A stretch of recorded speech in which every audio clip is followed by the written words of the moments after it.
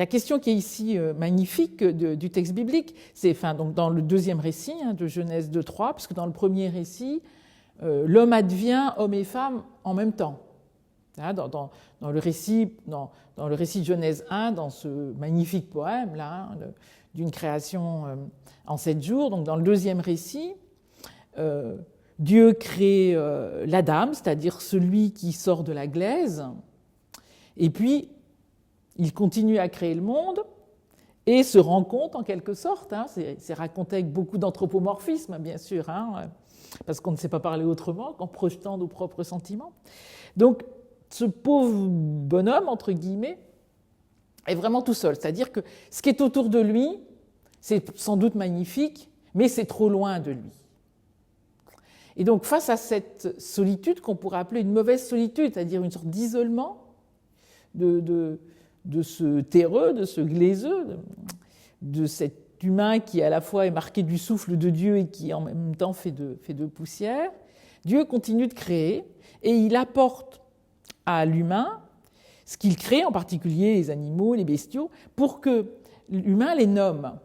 Et nous savons tous, le pouvoir de la nomination, quand on est un enfant, nommer les choses, c'est sinon posséder le monde, en tout cas c'est rentrer dans le monde. Mais ceci ne suffit pas. Et donc c'est à ce moment-là, à combler la solitude, c'est à ce moment-là que Dieu a ce processus magnifique, dans le récit, dans cette sorte de conte philosophique et théologique, qui est magnifique et qui est d'une vérité extraordinaire. Dieu endort l'Adam, ça c'est extraordinaire. C'est-à-dire qu'il l'endort, peut-être pour pas qu'il souffre, mais surtout pour qu'il ne soit pas présent à la création de la femme. Et donc qu'il ne puisse pas se l'approprier, pour que ça ne soit pas sa chose. Donc pour qu'il ignore comment a été créée la femme.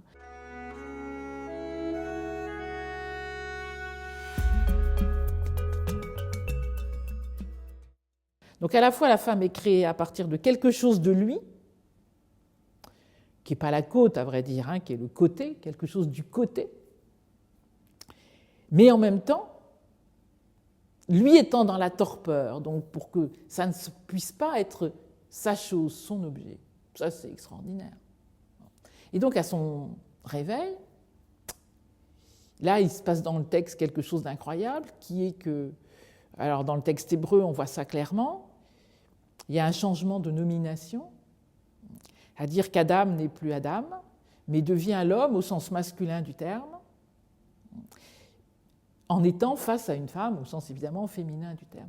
Et donc l'advenue de l'humanité est un peu comme dans le premier récit, c'est-à-dire en fin de compte, ils adviennent hommes et femmes ensemble, si vous voulez. C'est-à-dire que l'humanité sexuée advient ensemble, hommes et femmes.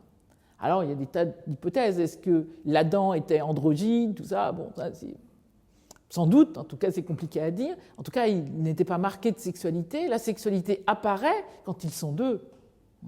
Alors, combler la solitude, ou en tout cas équilibrer la solitude, oui, au sens où l'homme et la femme sont les deux seuls qui se ressemblent et se différencient. Ils se ressemblent parce qu'ils appartiennent ensemble au même genre, quel genre humain. Donc ils se ressemblent parce qu'en effet, elle a été créée en partie avec quelque chose du côté de l'Adam disparu.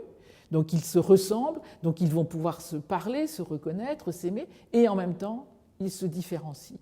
Parce qu'ils sont deux êtres singuliers, différents, et ils se différencient par la sexualité. Donc ça, c'est à vrai dire, c'est bouleversant de force anthropologique, de se dire, mais ces auteurs inconnus de ces récits, qui ont 4, 5, 6 siècles avant notre ère, ont écrit, se sont racontés, puis ont transmis des récits, mais d'une profondeur et d'une justesse spirituelle, bien sûr théologique, mais aussi anthropologique, qui est bouleversante, car on sait bien qu'aujourd'hui toujours, un des problèmes de notre humanité, c'est quand même comment l'homme ne met pas la main sur la femme. Il y a tant de pays, tant de cultures, tant de pays où encore les femmes sont des esclaves, sont des objets sexuels et pas seulement sexuels de travail. Donc C'est extraordinaire de voir cette sorte d'ajustement, si vous voulez, entre ce qu'on appellerait la différence et l'altérité. La différence parce qu'on a deux êtres singuliers, voilà, qui ont deux corps, la différence parce qu'il y a la différence des sexes, et l'altérité qui est la façon dont il va falloir qu'ils apprennent à être à la bonne présence, à la bonne distance l'un de l'autre, pour pouvoir s'aimer sans se dévorer, quoi.